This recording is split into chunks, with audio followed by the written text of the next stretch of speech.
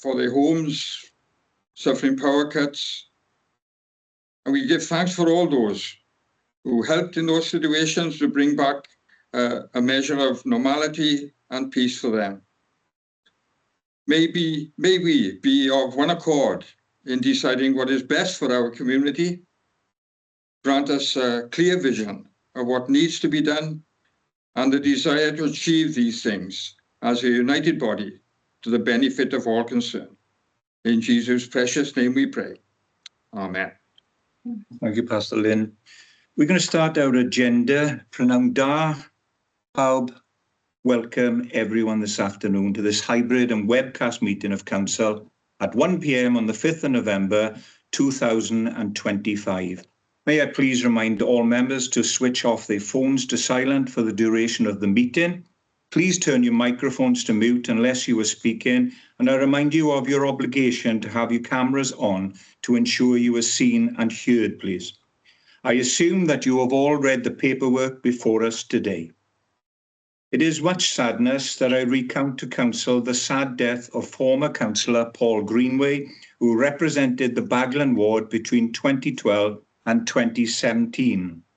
And it is with deep sorrow that we reflect on the sad death of both the mother-in-law and the daughter of Councillor Rob Wood, and we extend our deepest sympathies to Councillor Wood and his family at this time. As a mark of respect, I'm not going to ask you to stand for obvious reasons today, but can we please observe a minute's silence for those who have lost loved ones? Thank you.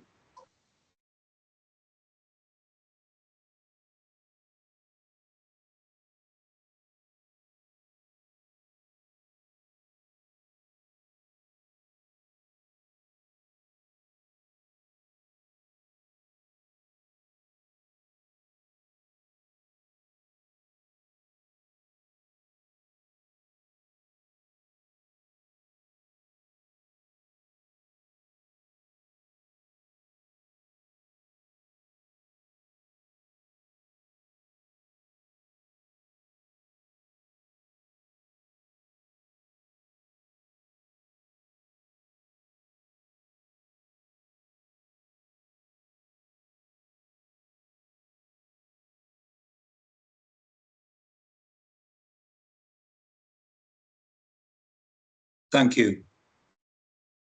Comes to item number 1 on the agenda, Mayor's announcements. I have one announcement. I would like my announcement today to be encouraging all members to attend their respective Remembrance Cenotaph event service this coming Remembrance Sunday. Our Armed Forces Services Festival got off to an amazing start on Saturday the 25th of October when footfall at the Aberavon Shopping Centre increased that day from a regular Saturday footfall of 3,000 people to 10,500 people, greatly increasing the centre's footfall for the day and providing a poignant reminder that we have never forgotten those who served our country, many paying the ultimate price, and those who are still serving us today. My Armed Forces Festival concert held last Saturday on the 1st of November at the Great Hall, Swansea University, was an amazing success. I would like to express personally my grateful thanks to all the artists, officers, and volunteers who made a huge contribution to the success of the event. Both the leader and I will be presenting a poppy wreath on a train heading from Neath, Talbot to Paddington, and there will be Armed Forces children's schools who will be arranging their own remembrance services, which I am delighted I will attend. So this year, let us wear our poppies with pride as we remember those who paid and are still paying the price for our freedom. That ends my mayoral announcement. Now it comes to agenda item 2, Leader's announcement. Leader, do you have any announcements today? Mr. Mayor, I have no announcements for this afternoon. Thank you. Thank you, Leader. Item number 3, members' interest. Are there any interest to declare? Please indicate by raising your hand now.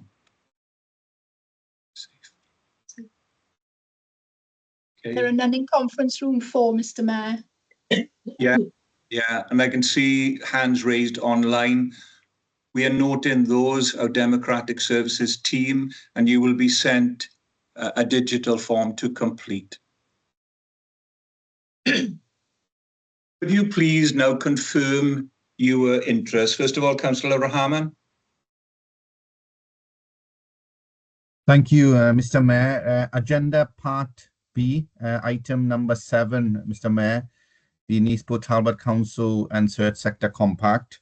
Some of you may know I'm on board of 2 local charities, both in receipt of Third Sector grant funding for this current financial year. So it would be a personal interest, Mr. Mayor. Thank you, Councillor Rahman. Next, we have Councillor Helen Carey-Clark. Yeah, thank you, Mr. Mayor. Same item, item 7. I am employed by a third sector charity. Thank you.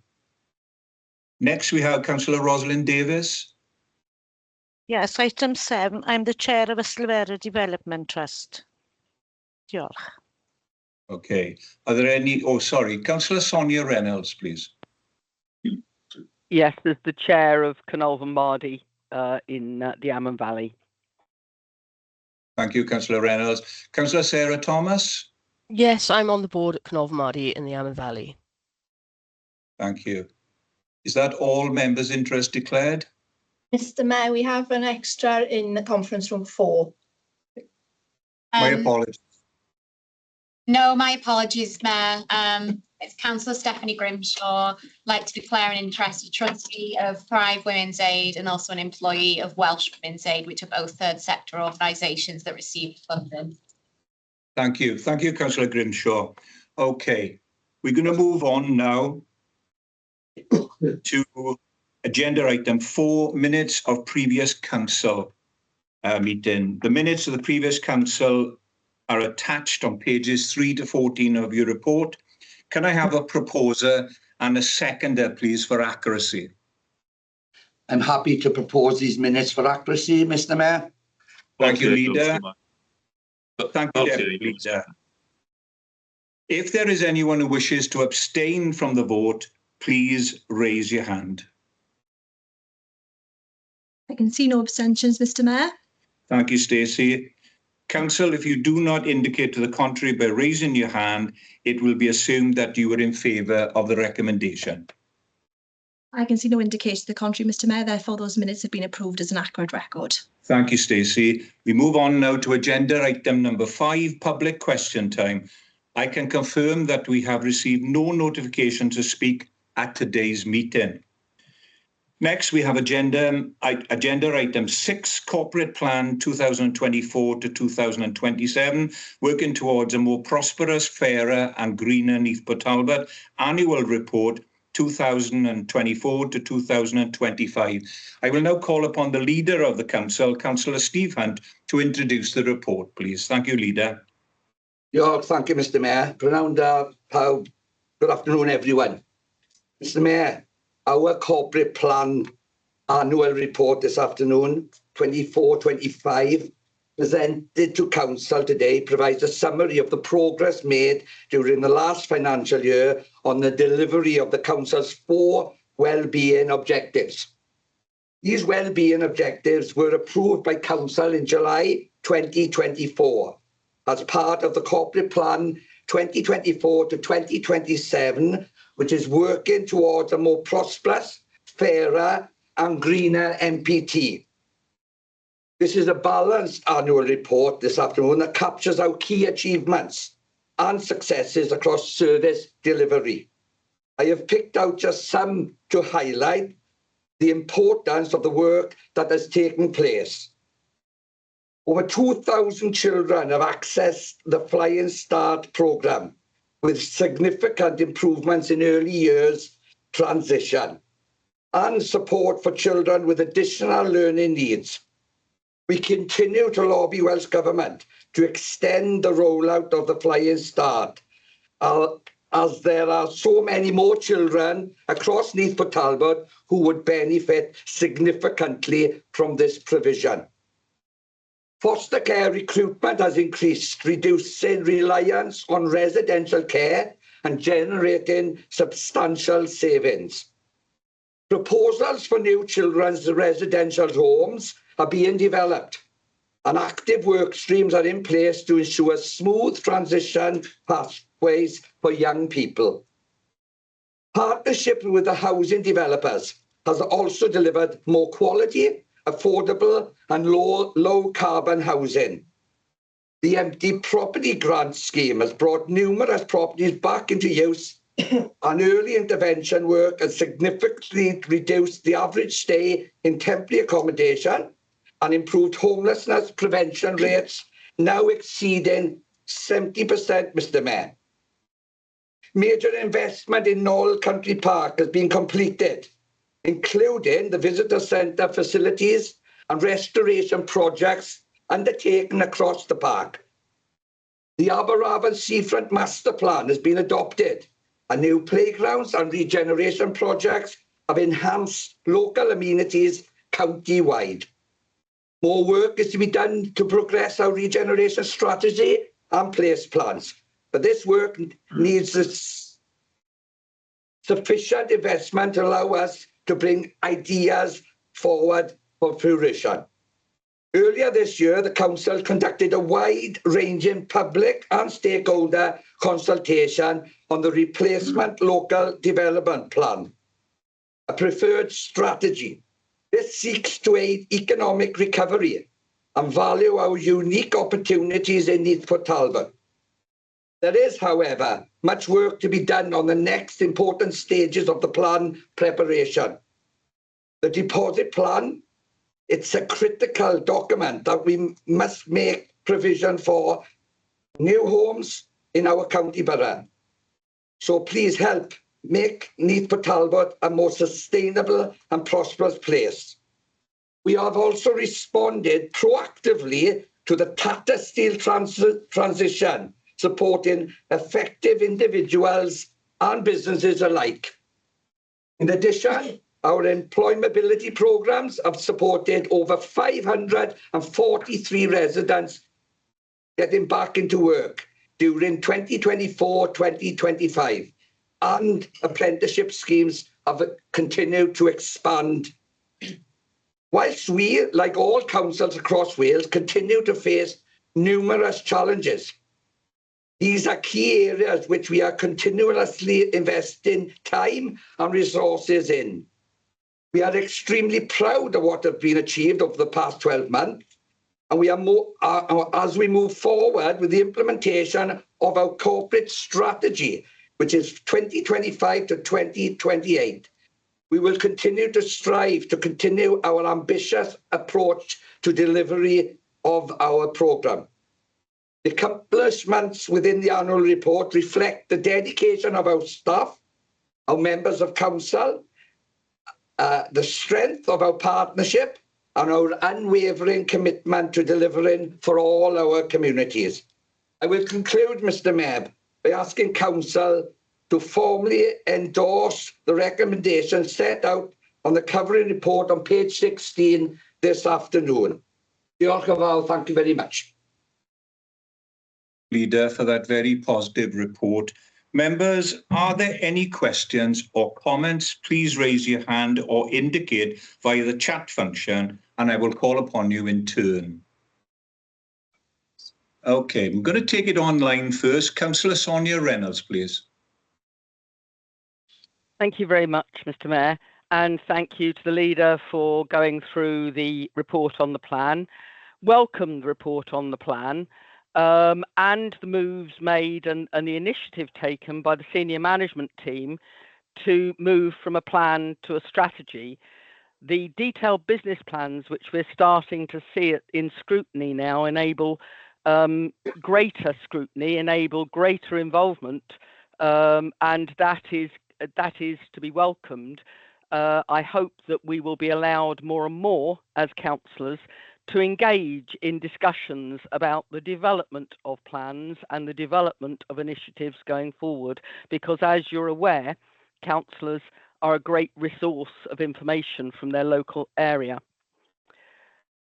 However, in a year when constantly we've heard about the insufficiency of Welsh Government funding, one of the things that stood out for me from this plan, for this report on the plan, was the sheer amounts of additional Welsh Government funding that have become available in year and have been used by this council, not least to reduce the reduction in school deficit, to reduce the level of deficits, which was increasing dramatically in schools.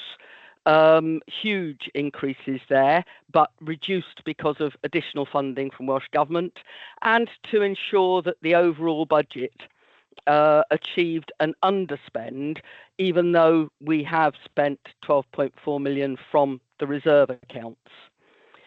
The achievements, and particularly some of the ones that the leader mentioned, in terms of Flying Start and the like, are very, very much due to Welsh Government initiative and Welsh Government funding, and we too look forward to the future rollout of the Flying Start scheme. And we know that as a local authority, like all local authorities, we will struggle to have sufficient staff qualified in order to meet the needs of that scheme, or places within the borough.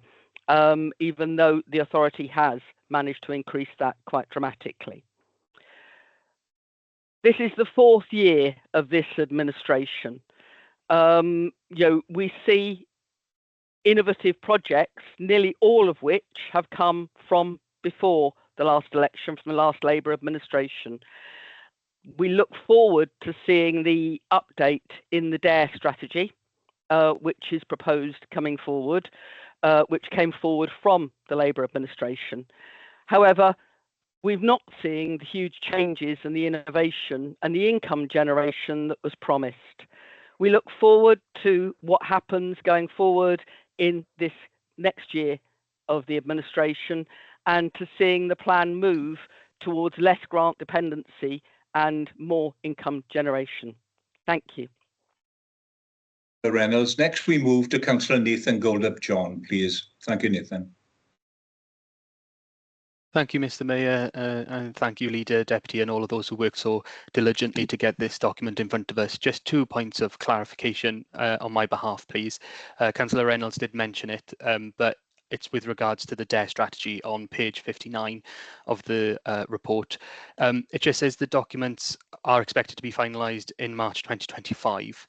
It's my understanding they still haven't been, and they're going to committee on the 20th of December. So I'm just wondering if we can clarify if that's the same document, if we're aligning there, please. And then secondly, I welcome the report on page 60 says that the MPT Museum feasibility study was complete in December 2024, which is welcome news to my ears, as I raised this in the last full council meeting also.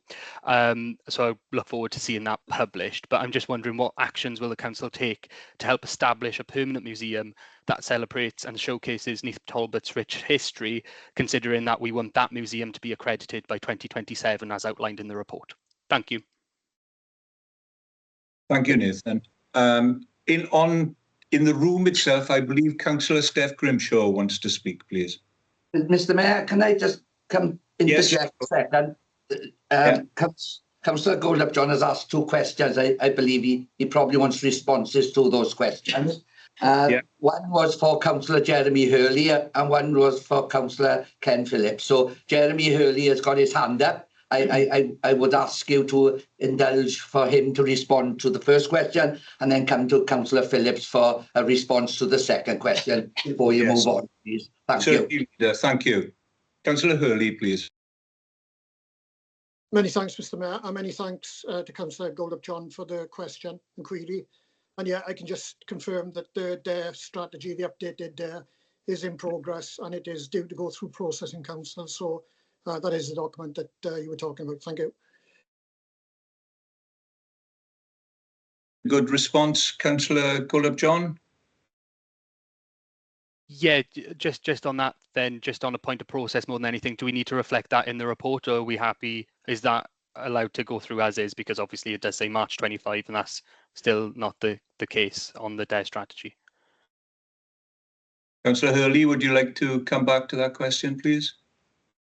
Thank you again, Mr. Mayor. Yeah, I'm not actually sure of the exact date, but obviously it's got to go through process, be it cabinet members briefing, then through perhaps scrutiny and whatever. So perhaps one of the officers would better explain that process and the length of time involved and the ultimate date that it will come forward as a completed document. Then, thank you.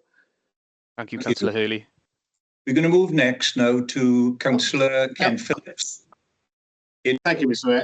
Mayor. I think Nicola's got a hand up, Mr. Mayor, to respond. My apologies. Nicola Pearce, please. Thank you, Chair. Yeah, we have got a decarbonisation plan, which is the delivery plan, which will support the strategy, which members have previously approved and has been in place for some time now. So that will identify the actions that we have to put in place to ensure that we can successfully secure net zero carbon and the costs associated with achieving that aim. So that plan will be coming before members in terms of cabinet members briefing towards the end of this month, and it will then be going to scrutiny in December and then go into cabinet early in the new year. Thank you, Chair. Thank you, Nicola Pearce. I'm going to go back now to Councillor Ken Phillips, please, on the request for information about the Neath Museum. Thank you, Mr. Mayor. It was one of the aims in our culture strategy to gain accreditation for our museum collection in Neath, and it's certainly one of our aims that we'd like to bring museum provision back to Neath in some way. There's obviously a number of different ways and models for doing that, and it needs to be done in a way that is viable and sustainable for the long term. So to that end, as Councillor Goldup-John mentioned, from this report, we commissioned a feasibility study to look into those different options. I don't have all of the details of that before me today, but if Councillor Goldup-John would like to write to me with any questions that he has, and I'd be very happy to answer them. Thank you, Mr. Mayor. Phillips. I think next person wishing to speak is Councillor Stephanie Grimshaw, who is in the room at the moment. Thank you. Thank you, Mayor. I'd just like to, the leader mentioned temporary accommodation. I'm glad that was mentioned because families and anyone staying in temporary accommodation can have a real detrimental effect to their progress and their achievements and things like that. But actually looking at the report, it's listed as off track, and for the year 24 to 25, the people in temporary accommodation have actually increased sustainably. So I was just wondering what your reflections were on that and what kind of additional support was available. Thank you, Councillor Grimshaw. I'll hand over to my Deputy Leader, whose portfolio that sits under, and he can respond to you.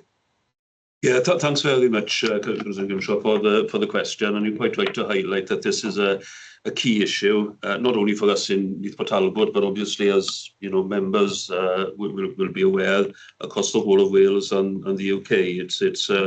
There are tremendous pressures on our housing and homelessness services.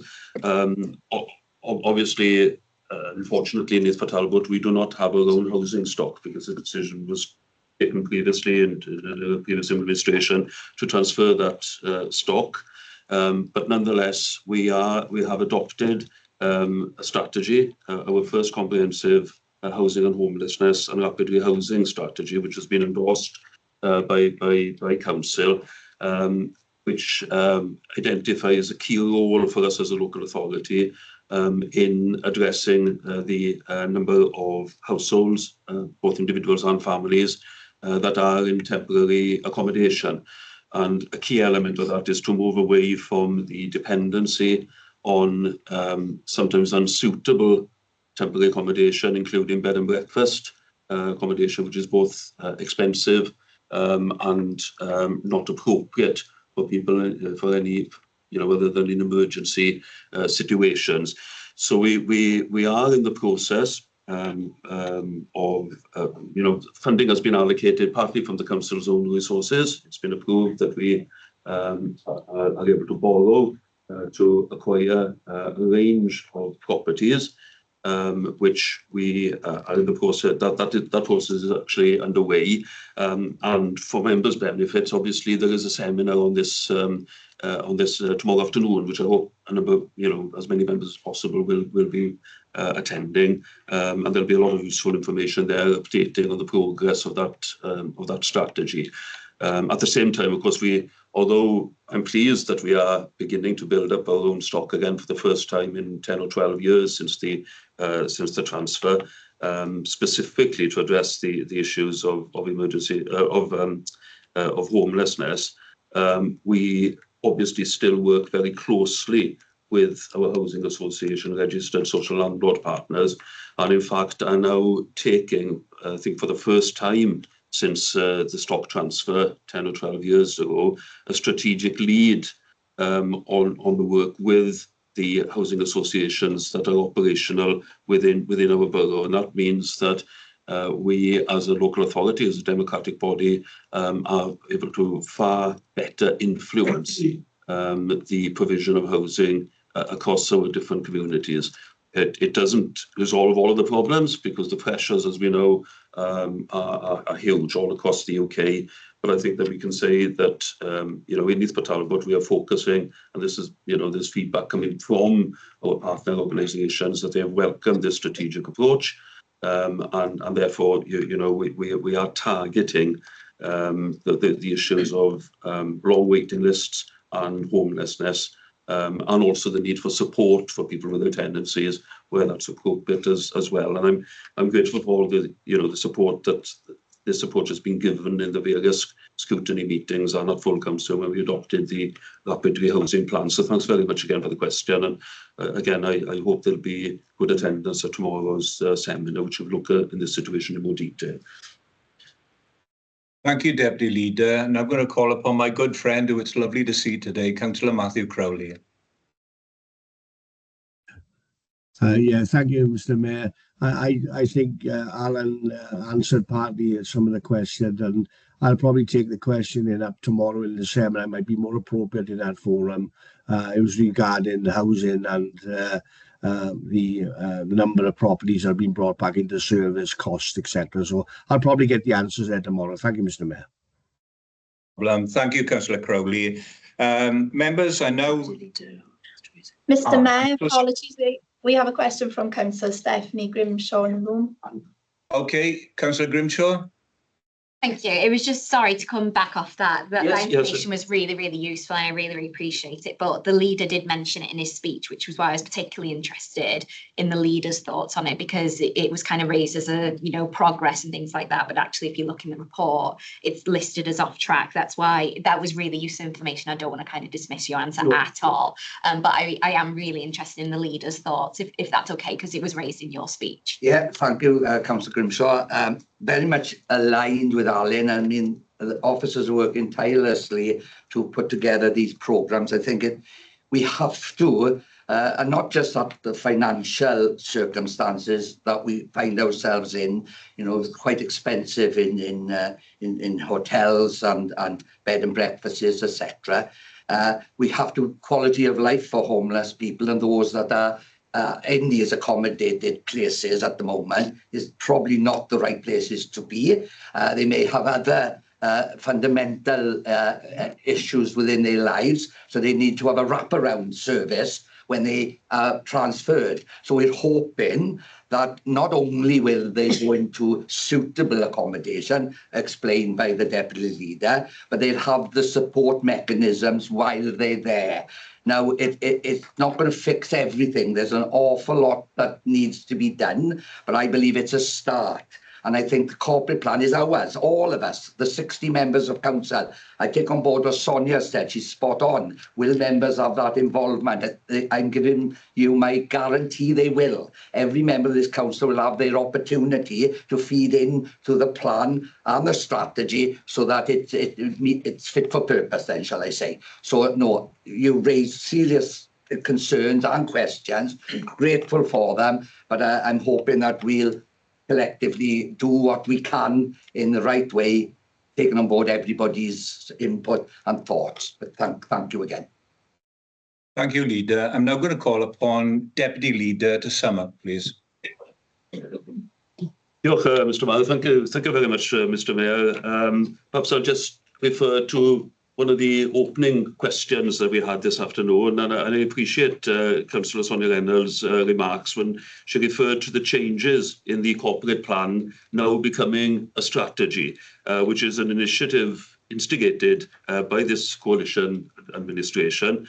And one important feature of that is increased involvement by staff members across all directorates, which make it a more usable and relevant working document.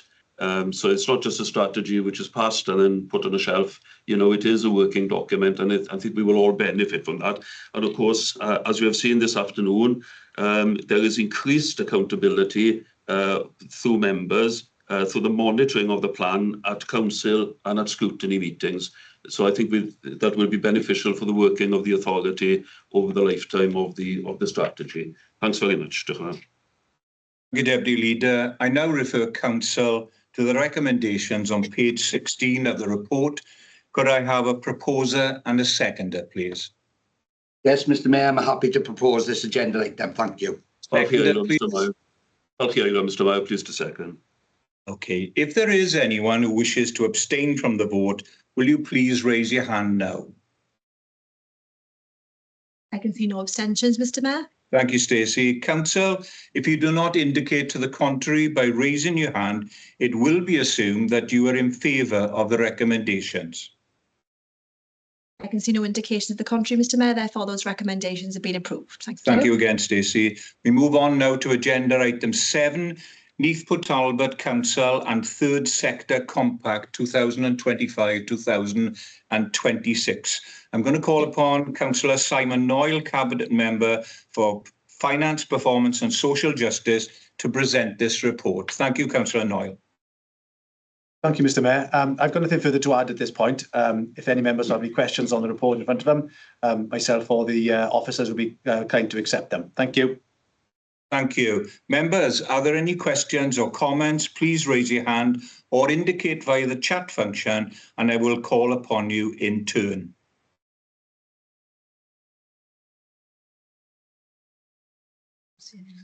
No, we don't see any indications of questions. Members will note that as the compact was approved by Cabinet, Council is noting it today, and there is no requirement to move a recommendation.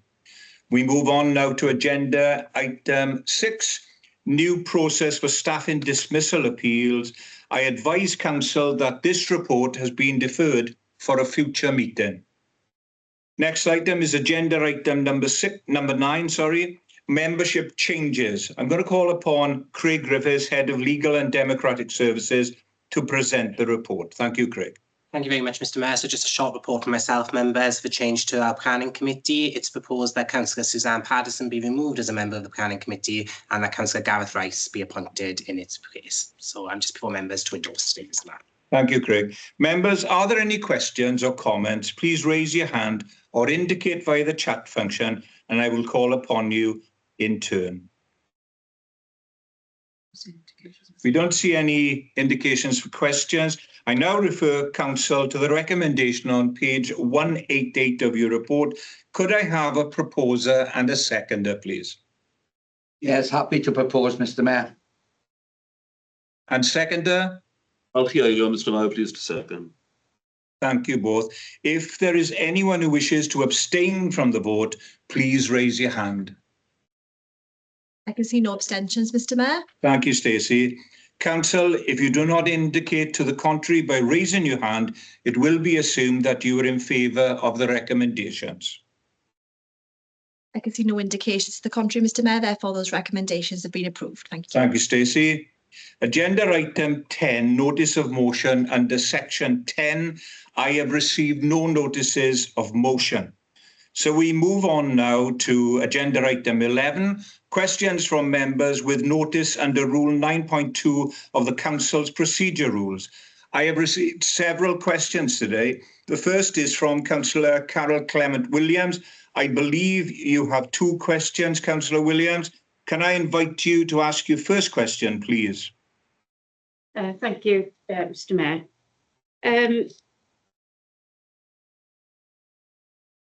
Oh. So in 2025-26, the financial year, the applications are open from the December the 9th, 2024 to the January 24th, 2025. This was a delay from the usual timing and left some organisations in difficulty. Grants totalling 234,914 were approved and awarded to 12 organisations. 25-26, the award amount was capped at 25,000 for some organisations. Sorry, I've lost word. Any organisation have staff whose contracts require 3 months' notice of redundancy. If the grant is not available, awarded, and these notices will need to be issued at the end of December. With the timetable going the way it is at the moment, we're going to be missing that. So my question is, what is the status of the third sector grant scheme review? When is the outcome likely to be known and information regarding the scheme be available to organisations in MPT?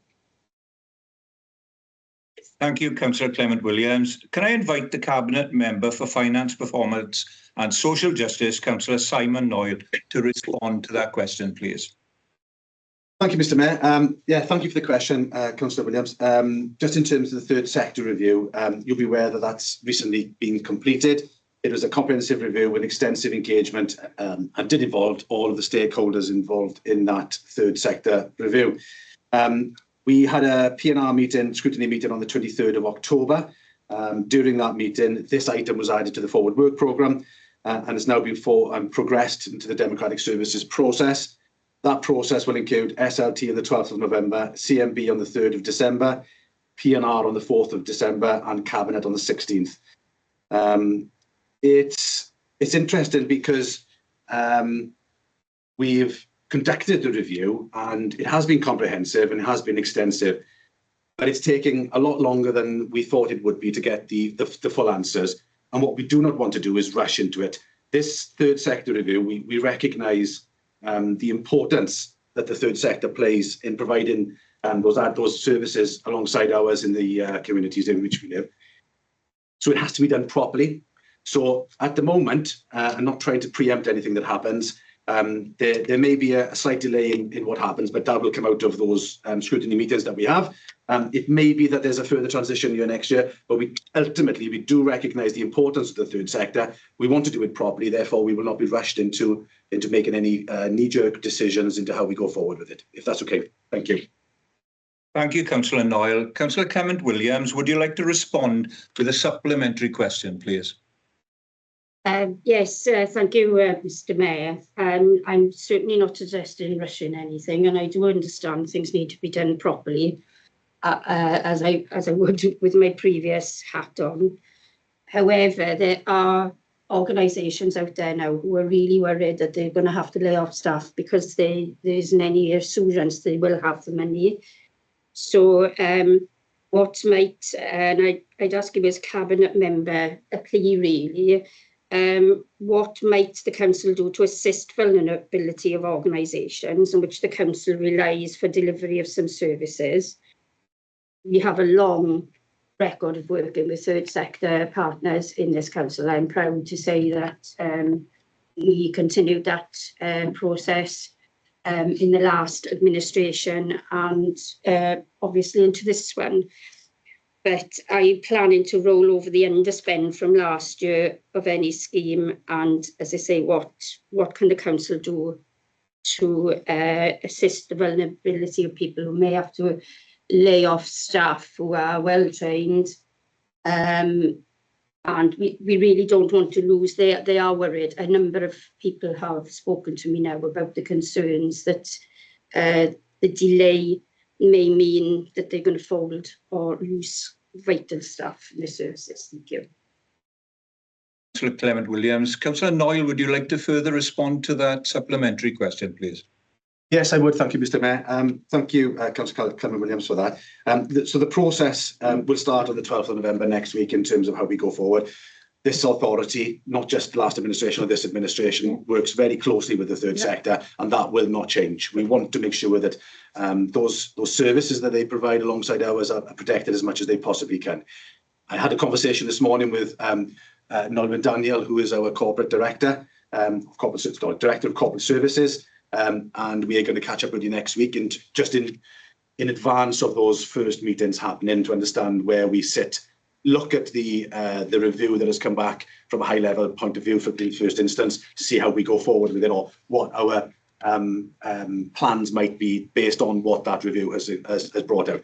What I would suggest, and maybe we can reach out to our third sector partners, is that if any of them have any specific concerns relating to ongoing costs, whether that's with DNI costs and things like that, or staffing costs, they should get in touch with us as soon as they possibly can. If we know that there is a problem, then we can hopefully help to do something about it. It's when we don't know that we can't do anything. So if you have the ability to speak with third sector organisations, and there were many members at the beginning of the meeting who indicated that they were members of organisations across our county, if they make contact with Nolwenn, Karen and their team, to make us aware of any concerns or any issues that they may be facing, we will seek to address them. If that is before we make any decision on how that third sector grant scheme goes forward, or as we go through the next process, so be it, but we're happy to speak with them as much as we possibly can.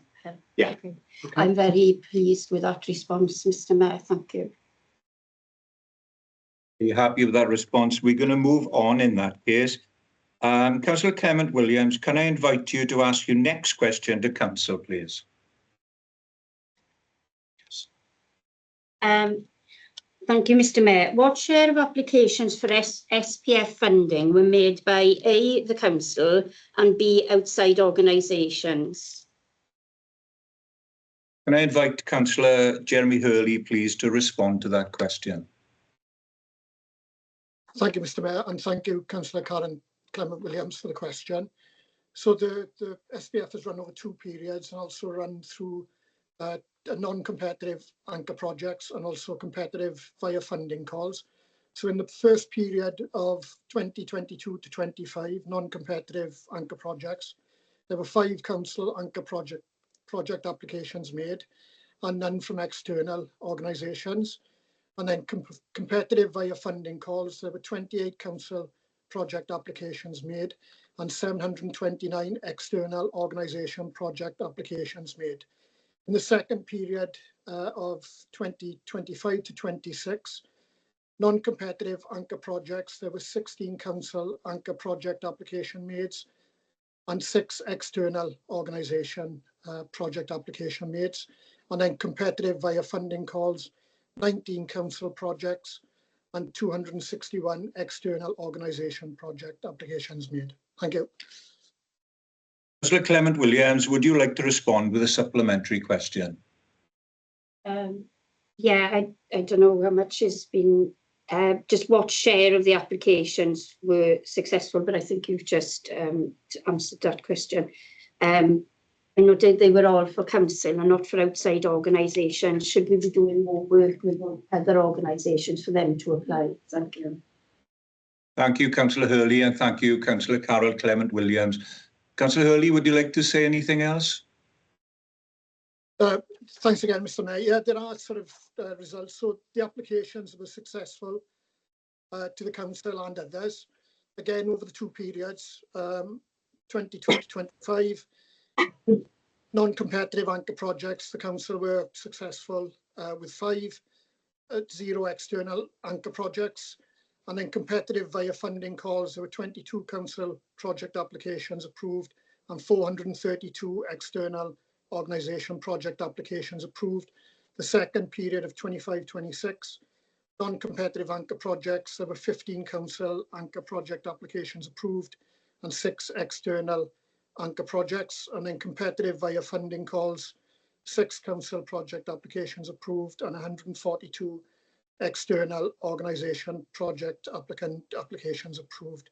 And just to add to that and give thanks to all the officers and whoever was involved in dealing with all those projects and the distribution of the SPF money. Obviously the council used it to good use for really good projects. but the amount of external support that was given to businesses, external projects was huge and has made a massive difference in our communities and right across the borough. Thank you. Thank you, Councillor Hurley, for that response. Next, I have had several questions today received from Councillor Josh Tuck, which I will take in turn. So, can I now invite you, Councillor Tuck, to ask your first question, please? Mr. Mayor, sorry to interject again. Can I make a statement prior to Councillor Tuck's questions on Councillor Cara Clement Williams' questions to both Councillor Noyle and Councillor Hurley, if you would indulge with me, please? Sorry, but I've been told and advised that the question was satisfactory from Councillor Noyle's response. Yeah, it's not. If you would, I'd be very grateful, Mr. Mayor, because it's quite important that Councillor Karen Clement Williams also understands, and the third sector organisations who may be watching this meeting this afternoon. And I will be brief, I promise you. Okay, Leader, thank you. Oh, thank you. I think you know you've got experience. The current climate we're in, the uncertainty of SPF funding, which is changing, the uncertainty of revenue support grants, we're in a difficult period. I just want to recognise and acknowledge delivering of times and people to understand if their jobs are safe or not. And we've got the same issues and concerns within the council. Our SPF, there's jobs at the end of some of the funding packages. So recognising it, dealing with it is important. I just want to reiterate, we understand and I support what Councillor Hurley and Councillor Noyle have responded to you on. So it was only that, so that everybody understands that we are trying to do whatever we can to get that information, get the funding through, so they get that certainty as soon as they possibly can. Thank you, Mr. Mayor. That's all I wanted to say. Diolch. Appreciate that, Leader, for that clarification. Now, back again. I have had several questions received from Councillor Josh Tuck, which I will take in turn. So now I invite Councillor Tuck to ask your first question, please. Thank you, Mr. Mayor. The playing fields at Baglan Primary have been out of action for several months, leaving children without a place to play sports and stay active, and removing a valuable community resource. Can the Cabinet member advise what is the Council doing to address the issue and restore access to the field? Thank you, Councillor Tuck. I'm now going to invite Cabinet Member for Education and Early Years, Councillor Neath Jenkins, to respond, please.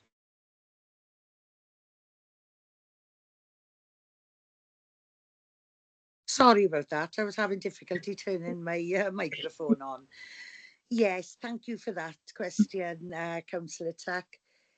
We are aware that the fields are out of service at the moment, and the specialist company has been contacted and asked for a quotation regarding this.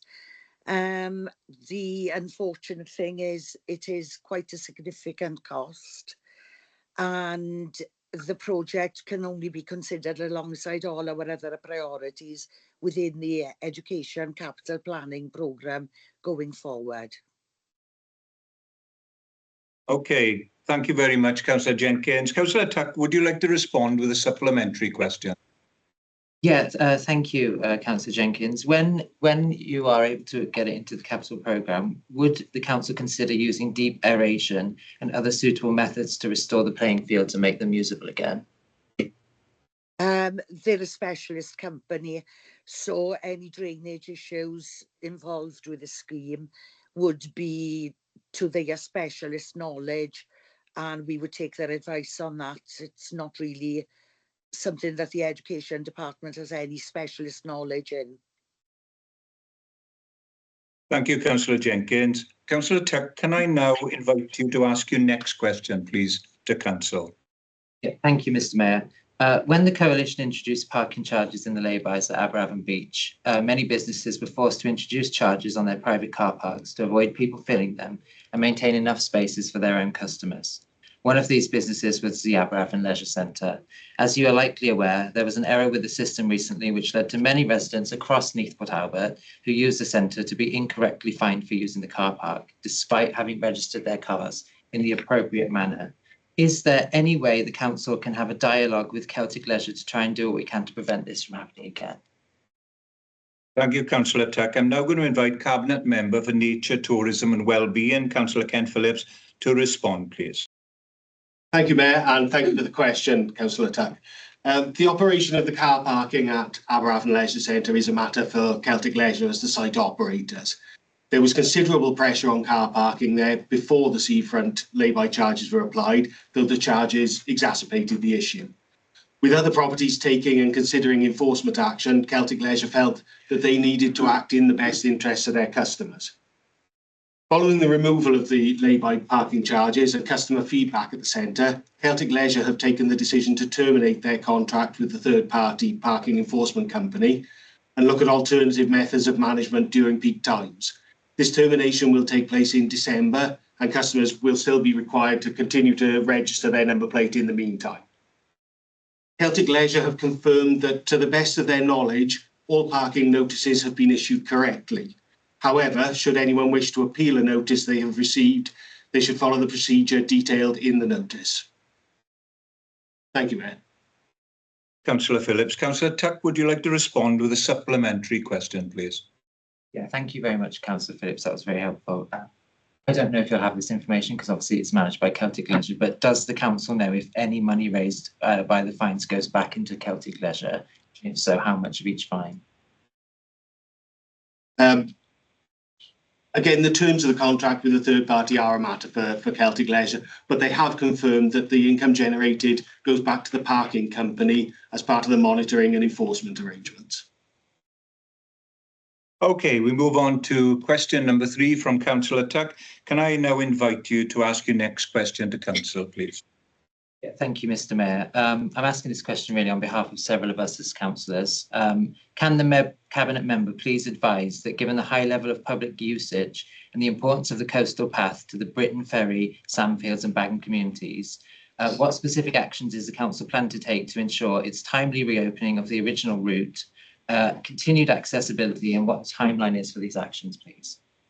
Thank you, Councillor Tuck. I'm now going to invite Cabinet Member for Strategic Planning, Transport and Connectivity, Councillor Wyndham Griffiths, to respond, please. Thank you, Mr. Mayor. Thank you, Councillor Tuck, for your question. I think it would be useful, firstly, remind Council of the background of this issue.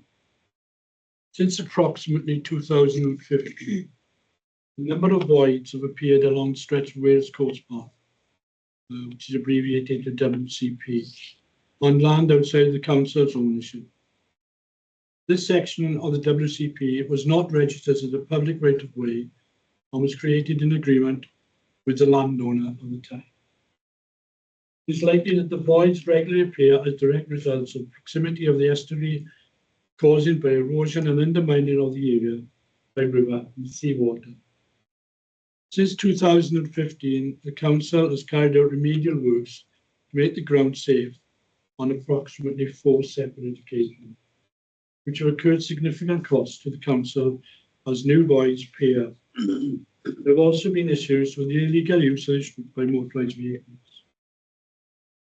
Following these safety issues, Council took the decision to close that section of the WCP in early 2023 due to the ongoing safety issues and continuing costs incurred for repairs, approximately 45k each time, with no allocated budget for the WCP and grant funding being indicated as coming to an end.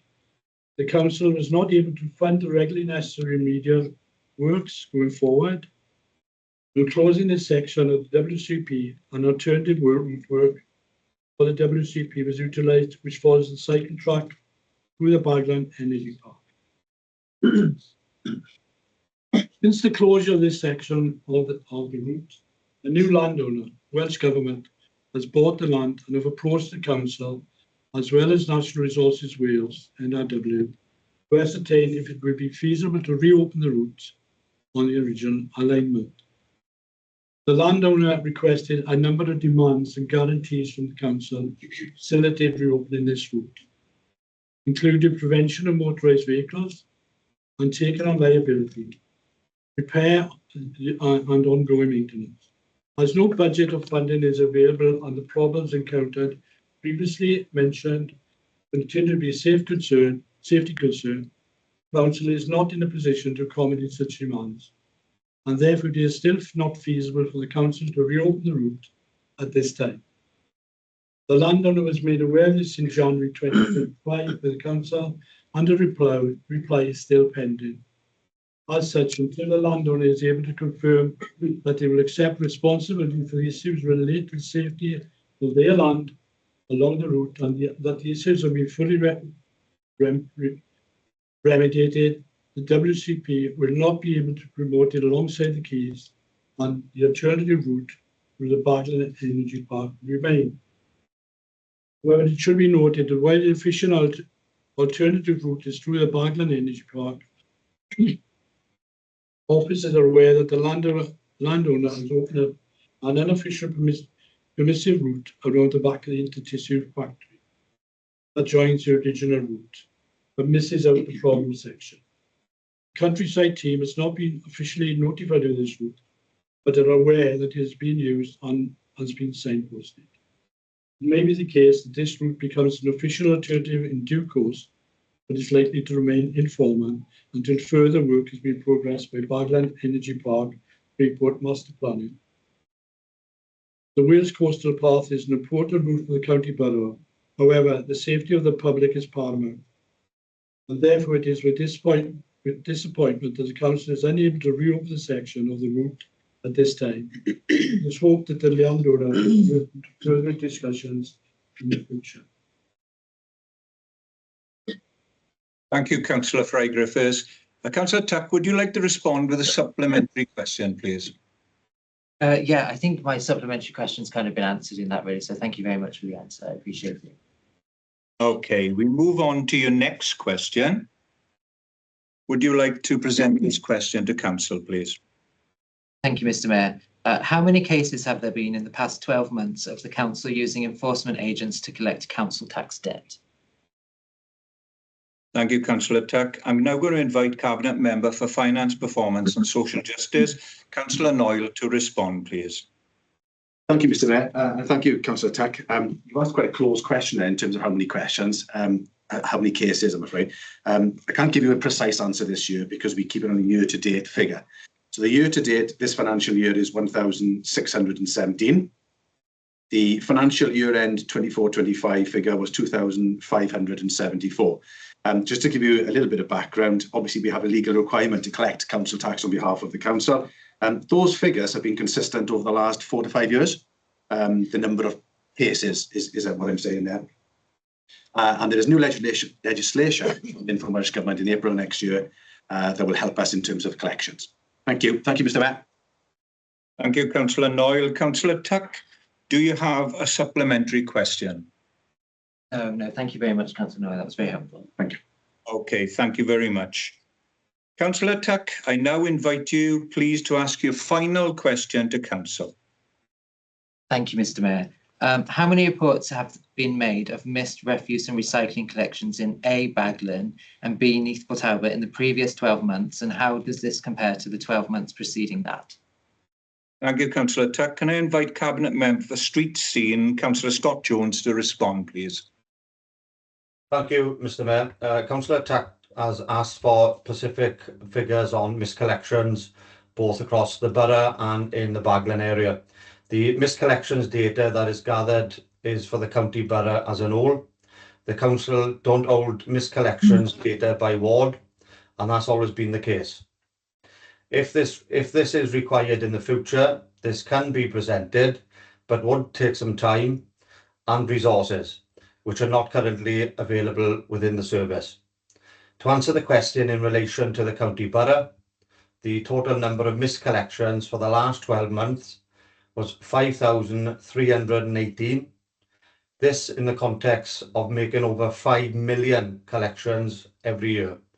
Therefore, the number of miscollections represents 0.10% of all collections made. Similarly, for the 12 months earlier, the total number of miscollections across the borough was 4,730. which is approximately 0.09% of all collections made. Whilst the two figures show an increase year on year, members will be aware of the significant disruption to collections in April of this year. The disruption was due to largely to our ageing collection of vehicles and has been addressed with additional resources to cover the breakdowns. In terms of the future, we have procured new recycling vehicles and are awaiting their phased delivery, May through to June 2026. We are now to focus on procuring waste freighters, which once concluded, will address the problems that we have been experiencing with the ageing fleet. There's also work underway to provide in-cab information for our collections team. This will give the crews information on assisted collections and help them quickly spot and address waste presentation issues and collection problems that often result in missed collections. This system is expected to come in April 2026. Thank you, Mr. Mayor. Thank you, Councillor Jones. Councillor Tuck, would you like to respond with a supplementary question? I don't have any supplementary questions. Thank you, Councillor Jones. Just a comment really that perhaps it would be helpful if resource does become available in the future to try and capture that data. And John, is this a point of order because we cannot take questions at this point? Maybe you'd be able to decide that, Mr. Mayor, to be honest with you. Am I allowed to come in? Yeah, as long as it's a point of order. Yeah, sure. I don't mean to particularly antagonise my Labour colleagues, but I'm really struggling with the point of these questions. They sit on all scrutiny committees and they have access to all officers as everyone else does. So I'm really confused why these are being raised at full council when they could use other mechanisms and avenues, because this is obviously valuable council time. I do appreciate, but this is not a point of order, so I'm afraid we cannot respond to that question. Councillor Nathan Goldup John. Councillor Scott Jones is looking to respond to Councillor Tuck's. Councillor Scott Jones, you want to come back? Thank you very much, Mr. Mayor. Yeah, just very briefly, just to say that I acknowledge the request, and ideally, if Councillor Tuck, if he hasn't already, made representations to the chair and vice chair of the relevant Visual Services Committee. My suggestion would be, that if that data is required by that relevant committee, that he makes representations to the chair and vice chair, and I'd quite happily look at that with officers at such time. Thanks very much. Thank you, Councillor Jones. Right, we come to our final agenda item, urgent items. I can report there are no urgent items. That concludes our business for today. Thank you for your attendance, whether it's online, whether it's here at the Keys. And if you are celebrating Guy Fawkes this evening, make sure you celebrate it safely. Have a good journey home. Thank you. Thank you. Cheers, everyone. Have a good day. That was like really quick.